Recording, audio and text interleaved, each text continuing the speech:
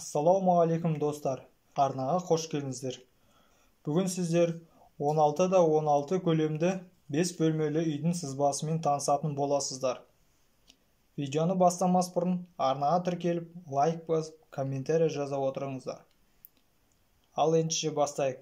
Бірінші бізде кіреберіс. Көлемі 2,50 де 8 де 20. Келесі бізде жуынатын бөлме. Оның көлемі 4 де 2 де 20. Келесі бізде ас бөлмесі. Ас бөлменің көлемі 4 де 4,10.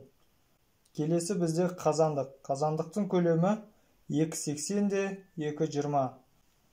Қазандыққа ас бөлмесі арқылы кіруге болады. Келесі кезекте бізде бірінші жатын бөлме. Оның көлемі 4 де 4,10. Келесі кезекте бізде зал.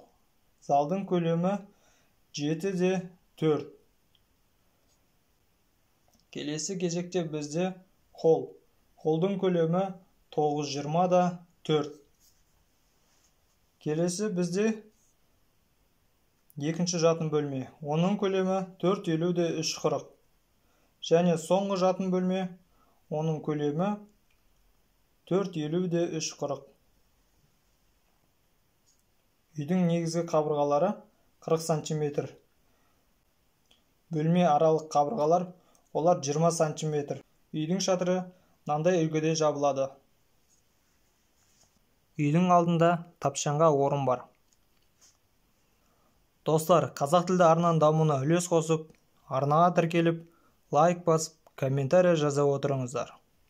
Және де достарыңызбен бөлісе отырыңыздар.